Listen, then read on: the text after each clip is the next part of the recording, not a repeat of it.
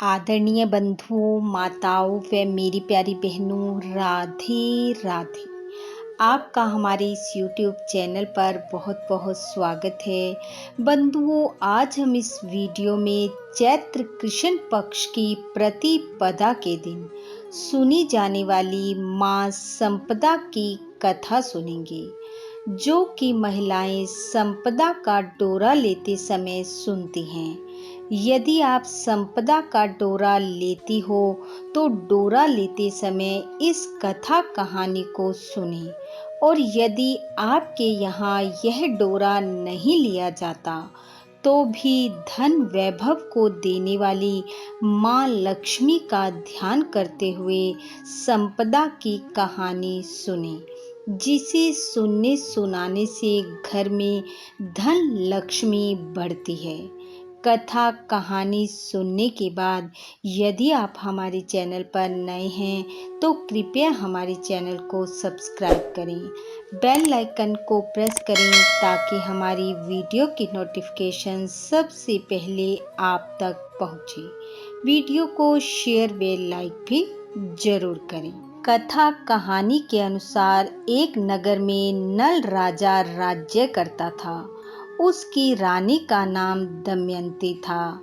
एक दिन रानी ने देखा महल के नीचे एक बुढ़िया माई डोरा बांट रही है और कहानी सुना रही है, जिसके कारण काफी भीड़ हो रही है।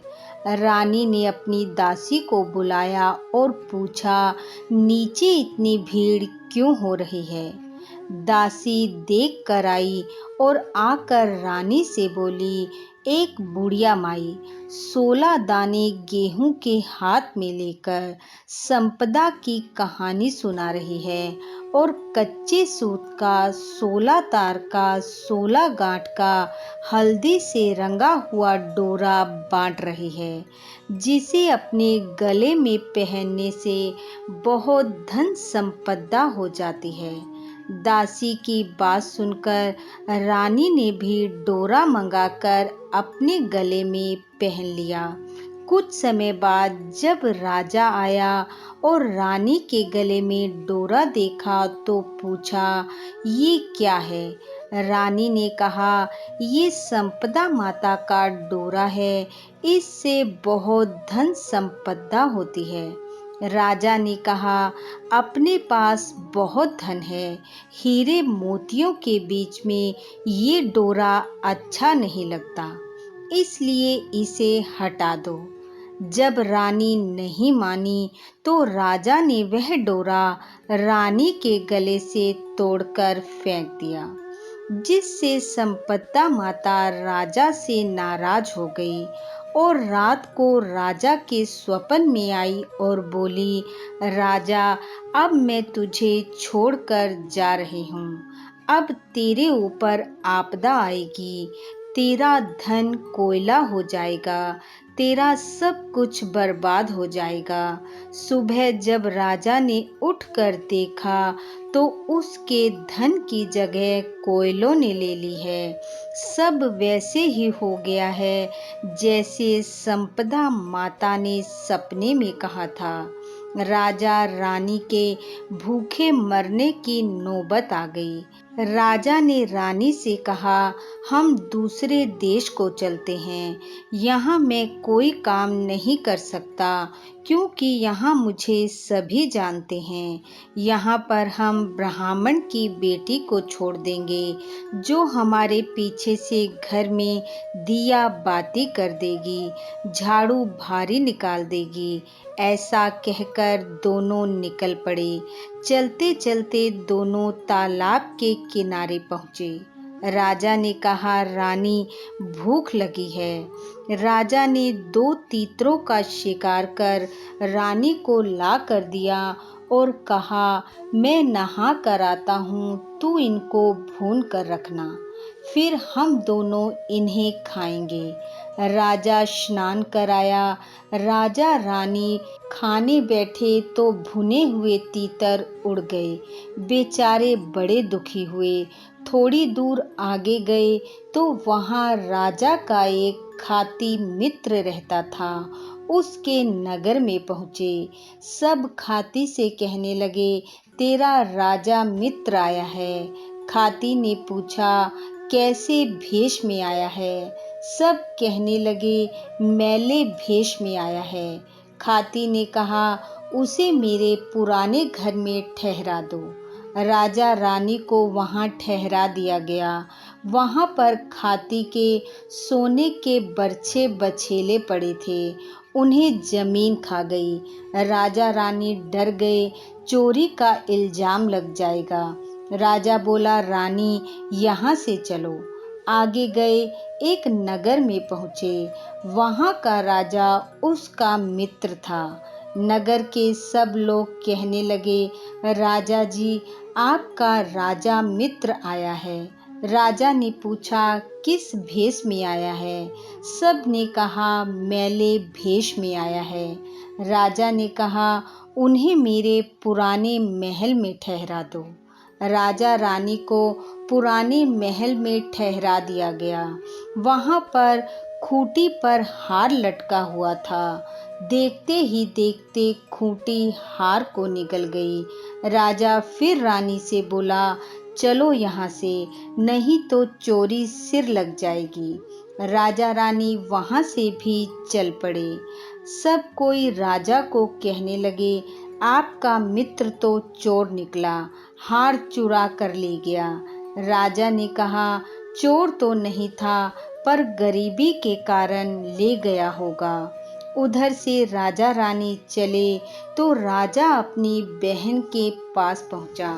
सब ने बहन से कहा, तेरे भाई भाभी आए हैं। बहन ने पूछा, कैसे भेष में आए हैं? सब ने कहा, मैले भेष में आए हैं। बहन ने कहा, उन्हें सरोवर की पाल पर ठहरा दो, मैं वहीं आती हूँ। बहन भाई से मिलने आई, धन का घड़ा भर कर लाई और भाई को देते हुए बोली, ये आपके बुरे समय में काम आएगा। पर जैसे ही राजा की नज़र धन पर पड़ी, वह कोयले हो गए। राजा ने वह घड़ा वहीं जमीन में गाड़ दिया और आगे चल पड़ा। चलते चलते एक माली के बगीचे में पहुंच गए। जाकर माली से बोले, हमें काम पर रख लो। माली को दया आ गई, उन्हें काम पर रख लिया। राजा से कहा, तू बाग में भारी झाड़ी का काम कर दिया करना। और रानी से कहा, तू फूलों की माला बनाकर बाजार में बेच आया करना। दोनों काम लग गए। एक दिन रानी फूल माला बेचने गई तो वहाँ काफी सारी औरतें इकट्ठी होकर कहानी सुन रही थी। रानी ने कहा, फूलों के हार ले लो। तो वो बोली, हार बाद में लेंगे, अभी हम कहानी सुन रही हैं। रानी ने कहा, तुम किसकी कहानी सुन रही हो और इससे क्या होता है? उनमें से एक महिला बोली, हम धन संपदा की कहानी सुन रही हैं, इससे घर में बहुत धन संपदा हो जाती है।